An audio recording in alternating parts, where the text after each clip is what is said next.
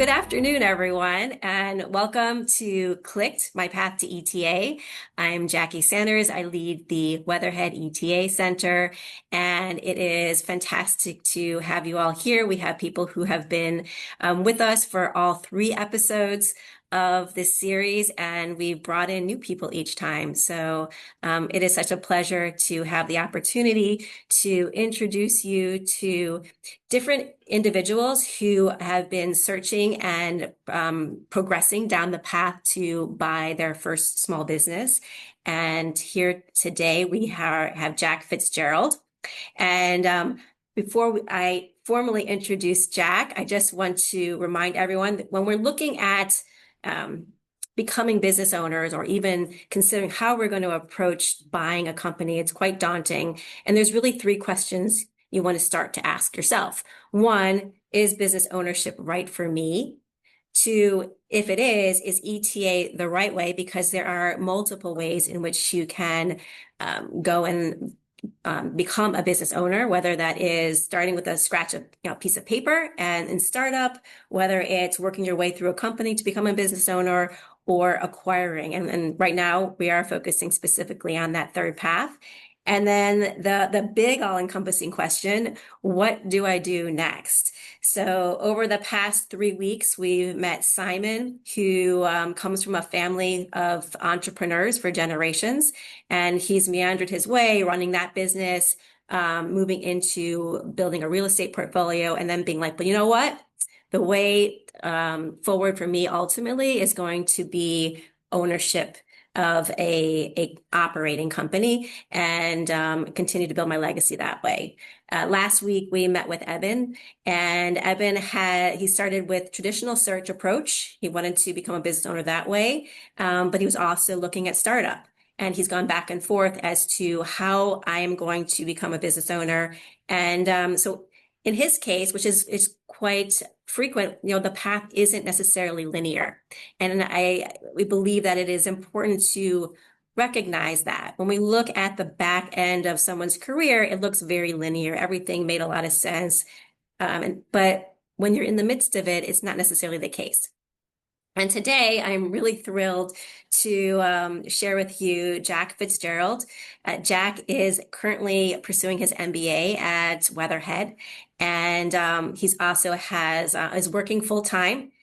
He is the manager of vendor relations at Roundstone, which is an insurance company and which works with small and medium-sized businesses. He also has had a lot of leadership experience, both at Weatherhead and without, and externally. He recently was the graduate president for the ETA Club, which I'm proud to share is the largest and one of the fastest growing clubs on campus in a very, very short period of time. I think it's 4 years, going on 4 years old now. And he is someone who is proving time and time again what it takes to move along this path in a way that is successful and that brings others in to work with him along the way. So with that, Jack, I'm thrilled to have you here today. Yes, Jackie, always great to be with you, and thanks for the opportunity to do this today as part of the Clicked series. Great. So Jack, let's start with talking about your before case days. So you have a really interesting career in nonprofit leadership, as well as in healthcare and wellness. So can you tell me a little bit about how that came about? Yeah, absolutely. So as you mentioned, some themes throughout my career have been healthcare and leadership. So my career really started at a university. So the University of Cincinnati is where I attended my undergraduate years from 2013 to 2017. And my story actually starts in somewhat of an unconventional way from a career standpoint. So my dad actually gave me a book as a punishment in high school. I brought the book with me today. This is a book called "I'm Becoming a Leader" by an author named Warren Bennis. I would highly recommend his books and just the way in which he thinks about modern leadership. But it was funny. I got home late. My dad assigned me the book to read and said I had to do a report on it before I could go out again with my Mhm. friends. And the funny thing, Jackie, is I took that book with me to college my senior year and ended up turning it into a capstone. As fate would have it, the author, Bennis, was a president at the University of Cincinnati in the 70s and led the university at a pretty tumultuous time given Vietnam and the changes happening in the country at that time. So ultimately, I was funded following my undergrad experience in that capstone to continue to pursue that work. And ultimately, we, myself and actually a couple of faculty members and some alumni, built what has become the Warren Bennett Leadership Institute, which is a full standing institute today that impacts over about 400 students a year. They're even working internationally now in Tanzania, doing some really neat work. So it's incredible the way in which that punishment, that book That's that my dad gave me back then. that's Honestly, phenomenal. I go back every year. It's the book that keeps on giving. So So the best punishment ever. That's a very good yeah. advertisement for parents on how to be constructive with your punishment. Exactly. And it was really that work that took me into healthcare. You mentioned I work in the healthcare space, and so during COVID, I wanted to come back to Cleveland. And there was an opportunity to work in leadership at the Francis Payne Bolton School of Nursing in Case Western. They have a leadership institute there called the Miriam K. Shaughnessy Nurse Leadership Academy. So I was really continuing my work in the leadership space, but more so with nurses and in healthcare more broadly. And that's where I met some pretty influential people. Two I'll just mention today. Becky Patton, she was a faculty member, nurse faculty member at the Shaughnessy Nurse Leadership Academy. And about like 6 months into my time there, she said, Jack, you really need to learn the business of healthcare. And that coincided with some work I started doing with Michael Goldberg, who many of us know so well. Michael had me interviewing and documenting stories of nurse entrepreneurs. And Michael, similar to Becky, said, Jack, if you're going to continue to work here, I'm enrolling you. He pretty much told me I was doing the part-time MBA program. So about a year into my time at the Shaughnessy Nurse Leadership Academy is ultimately Jackie when I enrolled in the part-time MBA. And it's hard to believe that was about 3 years ago now. Mhm. And so at that time, were you thinking, I want to be a business owner, I want to buy a business? Where was your head at that time? Yeah. I think like as you could probably see from my story in the beginning of my career, as I mentioned, like being a part of building something with the Bennis Institute was particularly exciting. And the work I was doing with the Shaughnessy Academy, it was still early stage, kind of felt startup oriented, but these were both ventures and initiatives in academia, right? So not a complete one for one, not a necessarily a true business. I didn't have any kind of equity stake or anything like that. So I knew that I had an entrepreneurial bent, but one of the things that caught my attention was the opportunity to be a part of a pitch team. So those of us on the call, we may be familiar with shameless plug for the ETA Osborne Symposium. What is it this year, Jackie? I'm Oc- losing count. The fifth. October 28th, and there is a student pitch competition, which is one of the centerpieces of the program. The finals is at the event. So that year was the second. My first year in the MBA program was the second an opportunity to be a part of a pitch team, and I thought, hey, this is pretty interesting, like acquisition entrepreneurship. What is that? I'll give it a shot and be a part of one of these teams. If anything, I'll learn something and make some friends. And it was that was the best decision that I had made, and frankly, that was my entry point into ETA. I met the then president and ultimately the founder of the ETA club at Weatherhead, Jack Rayfroth, and subsequently went with him to Ireland later that spring with Michael Goldberg as part of a broad institute on entrepreneurship. And I'll never forget, I'm sitting at a bar in Dublin. I think it was our second night, And Jack just leans over to me and he says, when we get back to Cleveland, I'm setting up a meeting with Scott Lowry, who you need to meet and get to know. And I want you to apply to run for the club or run the club, the ETA club next year. And that was just such a poignant moment, that conversation with Jack, because I mean, as we both know, having worked so closely with Scott, you can imagine what I'm teeing up here for the next part of our conversation. That discussion with Scott really changed the game for me.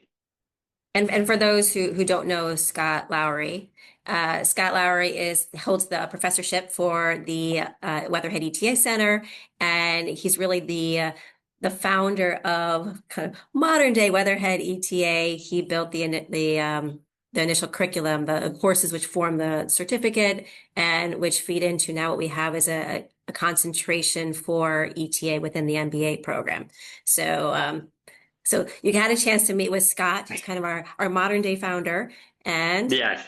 Yeah. So I'll never forget talking with Scott. I believe so. I was working from home on that day. I think I took the call on lunch, and I told Scott, I said I have an hour. And we took the full hour.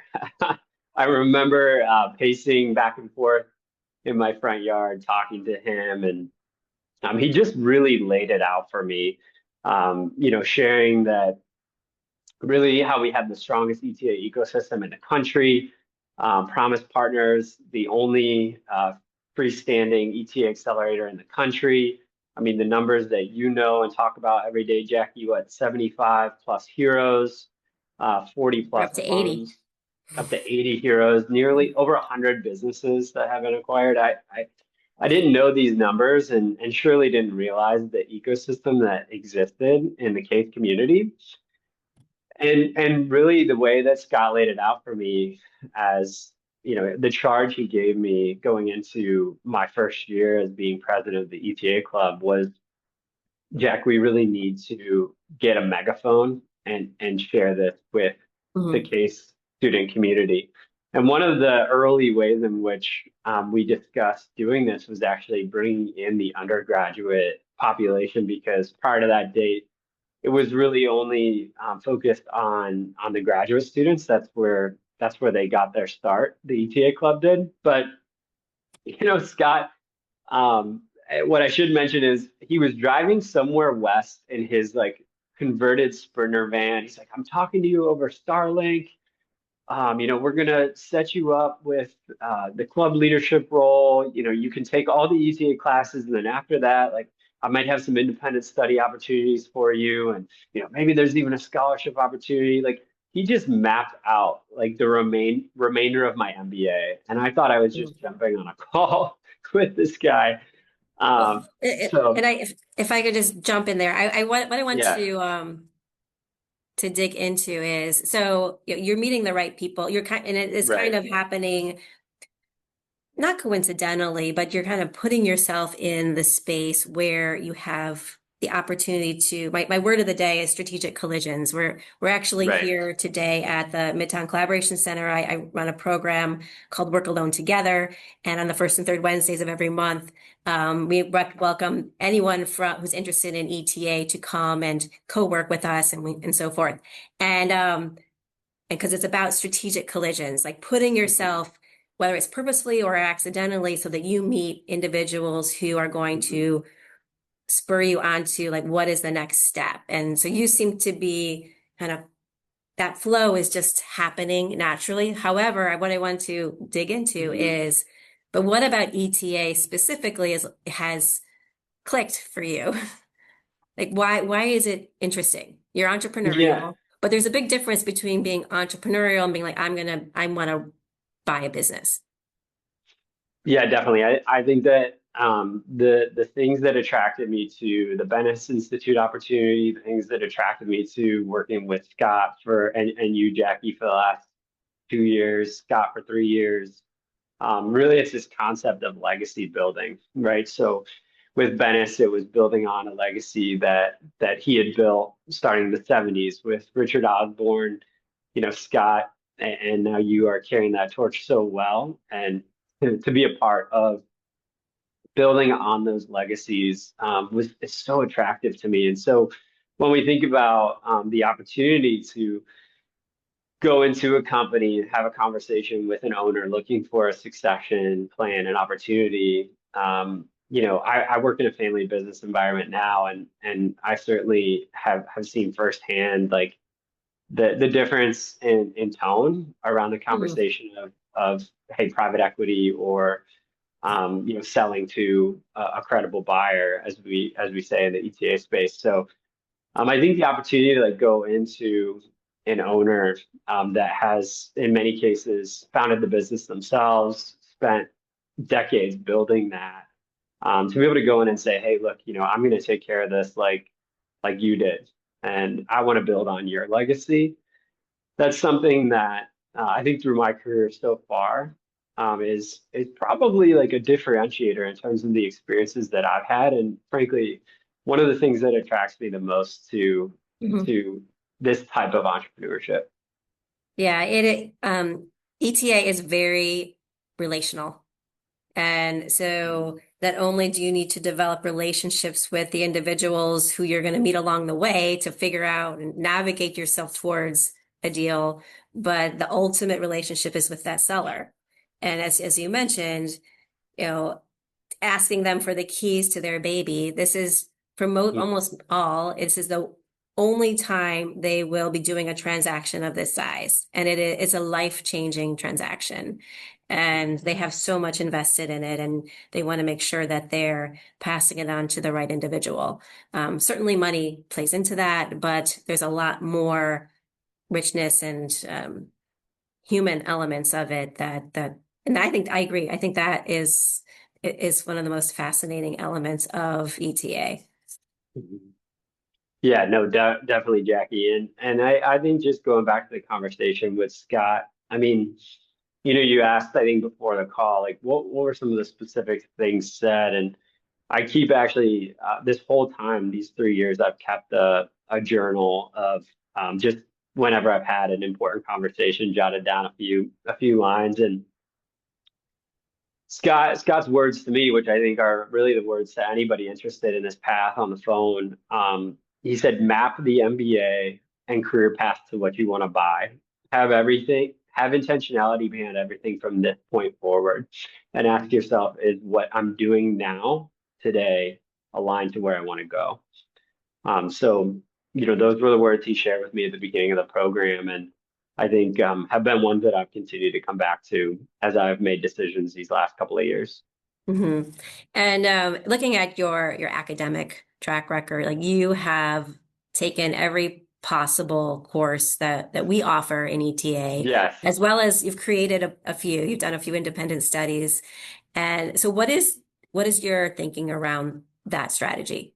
I mean, I think I would highly recommend the ETA certificate at Weatherhead for the pure reason that you get a taste of all the different models that are applicable in the ETA space. So self-funded, independent sponsor, traditional search, all taught by individuals that have done just that.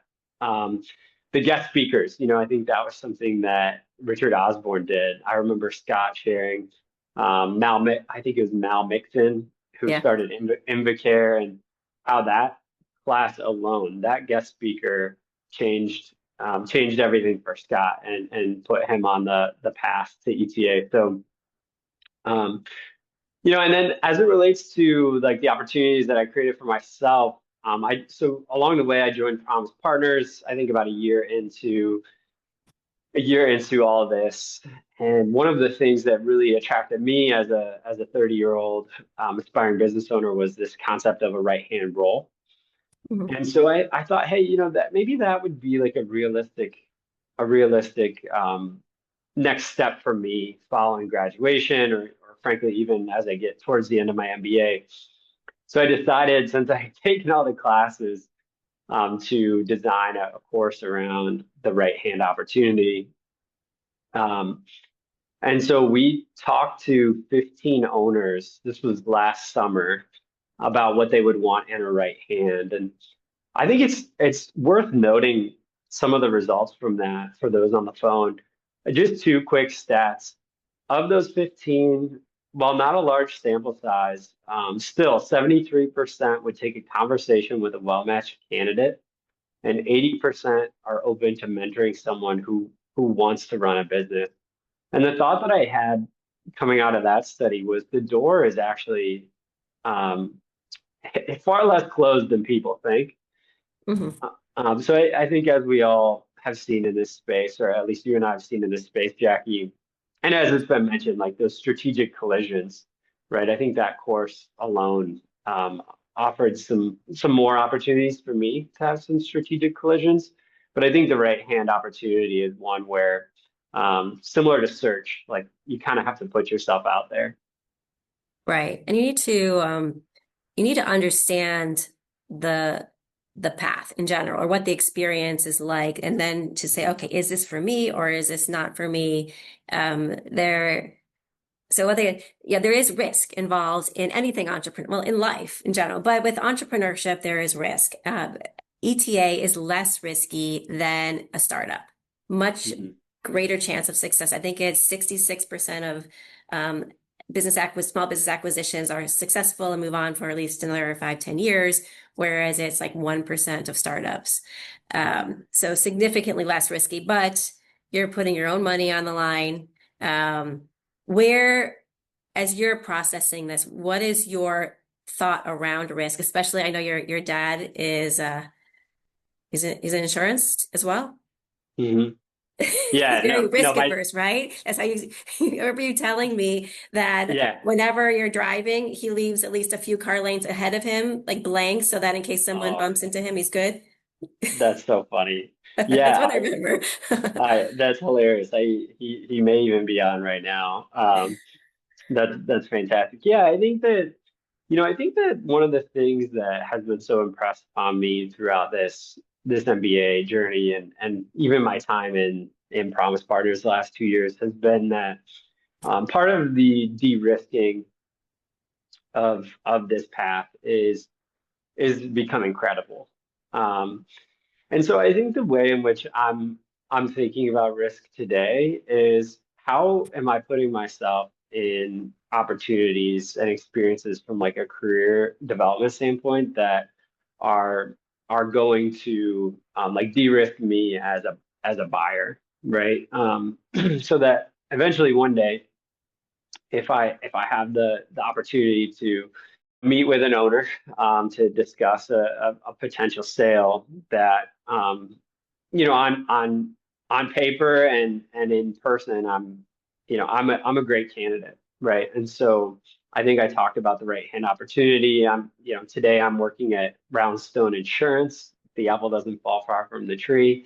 I'm on the health side though. My dad's on the property and casualty side. But I'm working at a 180 person company.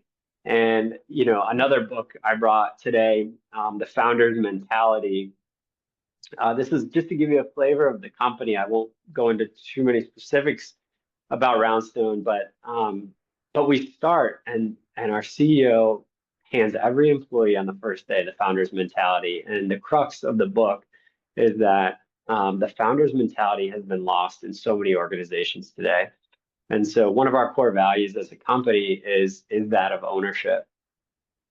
And so when I think about like my day to day now, one of the things that we talk about in the MBA and at Promise is getting things done, being a general manager. And um, I have been in my close to a year here at Roundstone, been given some pretty great projects that have allowed me to continue to refine my skills, cut my teeth, and I see a path here for me, even beyond the MBA. So I think Jackie, another conversation that I had was there's an individual, I believe at one time or another, he was a um, Promise board member, John Davies. So he's the CEO of the Mary Meeting Group. And I pulled another quote from my journal. I had a conversation with John 3 years ago, and I haven't talked to him since, but his advice for me, like from a career development standpoint was Jack grow through working at a family-run business in Cleveland. Get on the right bus, find an organization that's growing, and a chance to work with smart people. I didn't really realize when I was going to Progressive how fast it was growing. The whole company was run by young people. Pete, as in Peter B. Lewis, Mhm. was willing to take me on. It was a huge incentive. It gave me an opportunity to run a business within a business. It doesn't need to be a huge company. Do not go to a bureaucracy. And it's so funny how those words from Pete were, or from John were 3 years ago. And I look at where I am today, and that's like exactly what I'm doing. Um, so that's how I'm I want thinking to about risk. I want to point out something I find really interesting is that through this conversation alone, you have pulled out books you've read that have been Yes. influential. You have named people and you have quoted them. And so you're keeping a record. And I want to Mhm. call this out because I don't think that is typical. And I think that is a huge strength. And I Mhm. recommend people who are listening to see that because everything is ultimately connected. And as you're able to connect those dots, you're going to get to keep moving from one step to another. And so it's a really good habit to maintain. I think so too, Jackie. And I think what I will say, like from a strategic collision standpoint, I wrote down something that I hadn't mentioned. Um, the university really, a university, and especially a university like Case, is really a great connector. Like I failed to mention, I moved back to Cleveland after being away for 7 years, and plugging into Case, like immediately was this opportunity for strategic collisions. And so I think if I could share that with anyone, like plug into Weatherhead, plug into Promise, like plug into these really vehicles for the strategic collisions. I Mhm. think that's been something that has really been to my advantage.